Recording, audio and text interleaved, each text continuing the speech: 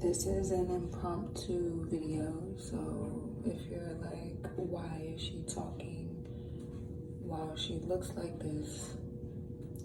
One, I'm doing this because many times it's not about what you look like presenting the message, it's that you're presenting the message altogether. And then two,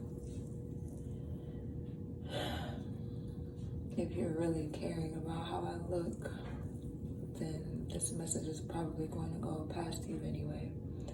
But anyway, I figured I'd kill two birds with one stone, or educate while self-caring. So I do realize that, or I've been thinking that a lot of times when we post videos, or if you see memes floating around that say be kind to yourself, that we may not necessarily know what that looks or sounds like. And if we were brought up in a world where kindness wasn't something we felt or witnessed every day, that being kind to ourselves is still going to be something that is very foreign to us. So being kind to yourself is a very hard process, or it can be a hard process if it's not something that you're used to or something that comes easy to you. Being kind to yourself is a repetitive thing, it's a repetitive activity that you do aloud or inside of your head, and it's basically a conversation that you have with yourself. Now, we talk to ourselves all the time, all day, every day, and our narrative of our lives is what can fuel how we feel about our lives or how we feel about ourselves. So, for instance, let's say I'm getting dressed and I'm just bloated that day, and whatever I put on shows my bloat. Whatever I choose to say to myself in that moment is if I'm being kind to myself or not. So if I look at myself and I see myself in the mirror and I'm like, ew, no, we're not doing this today, I look horrible, that is not being kind to myself.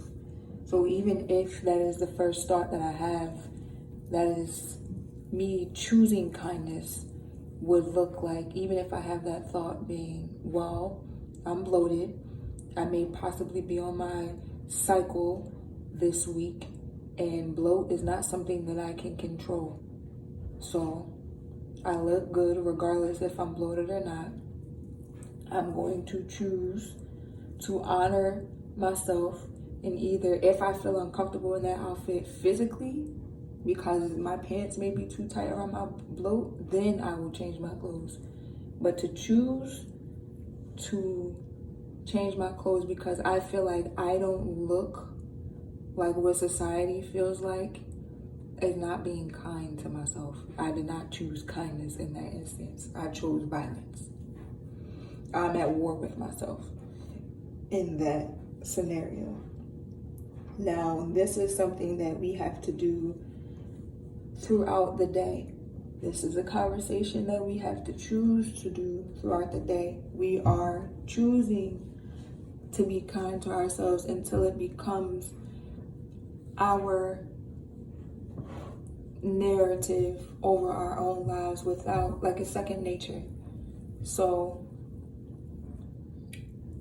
I can go through my day and I could have woke up wanting to cook for me and my children, and then throughout the day I get tired, and then I either choose to order something or I feed them something quick. Now, whatever I think about what I chose is very important because it helps shape, again, how I feel about myself and my life. So if I'm like, man, I'm a horrible mom, I gave my kids something quick instead of feeding them, it's not being kind to myself, it's choosing violence. Because one, I am a good mom. And just because I'm tired does not mean I'm not a good mom. They are eating what I am making for them, what I bought today, because this is what I have the energy for today. And it's okay for me to have a different energy level throughout my week, throughout my months, throughout the day. And I have to honor my energy level by not pushing myself past where I can go. So it's okay that I'm tired and I gave them something quick. That's life. Life happens. It's okay that I changed my mind. That's life. Changing minds happens.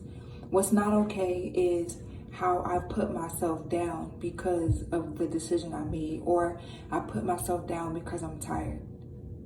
That's not okay. So when I say that we have to be kind to ourselves, it starts with us first, because I'm doing a hair mask, by the way, if you're wondering what I'm doing. So if we begin to not be, or if we continue to not be kind to ourselves, then it will overflow into how we think about other people or how we talk to other people.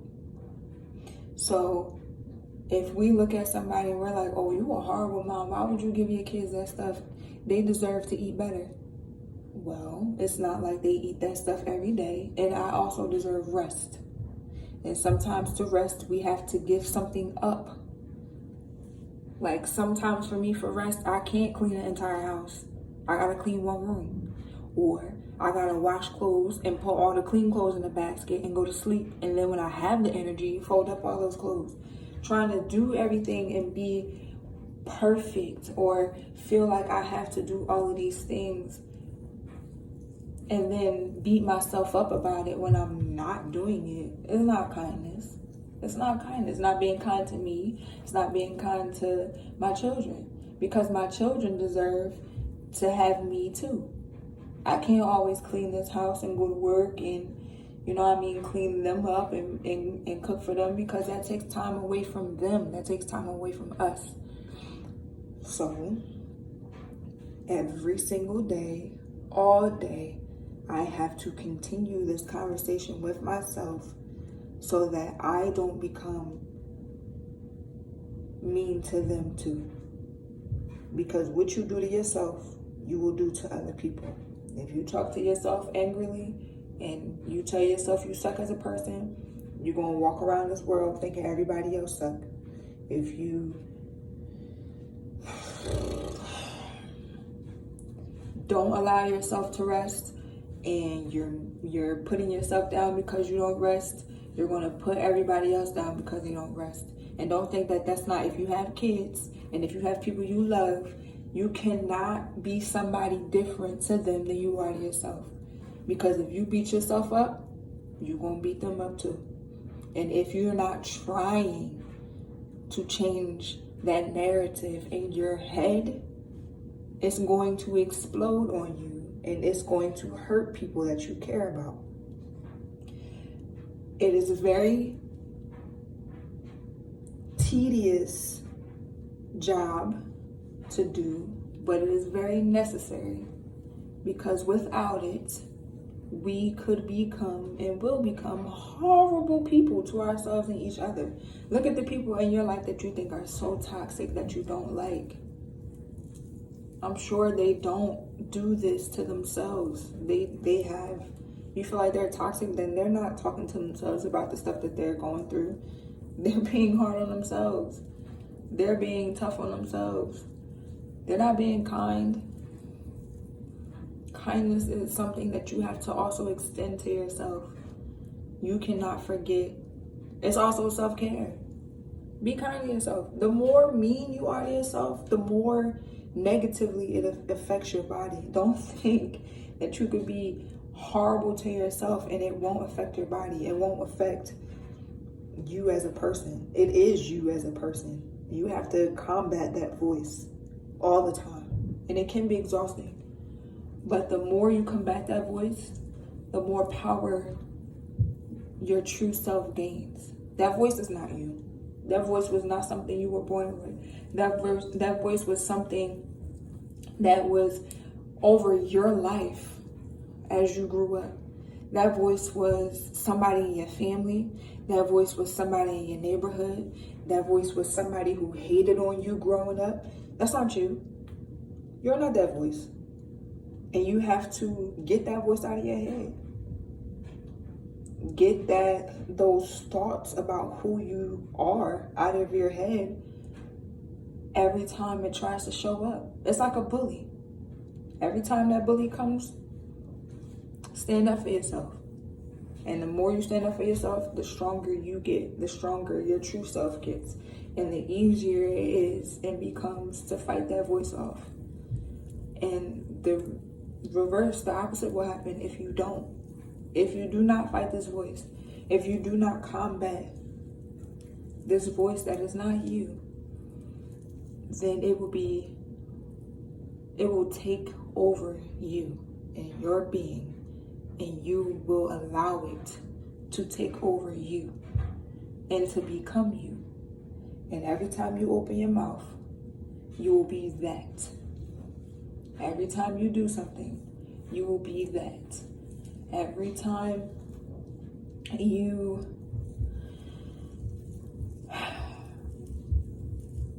choose yourself, that voice will be hovering, beating you up, making you more and more tired because you choose not to fight. You choose not to stand up for yourself. You deserve to be stood up for. Please stand up for yourself. You deserve a more at peace mind. You deserve it. Because 9 times out of 10, that voice telling you that you suck as a person because you chose to rest instead of clean, or rest instead of do work, homework, take off of work, go on vacation, something.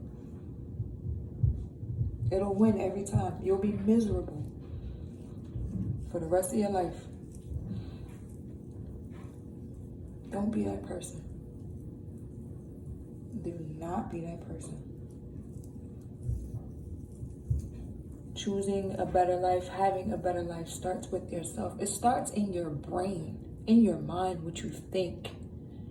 What you think, so you are. That is the truest statement ever.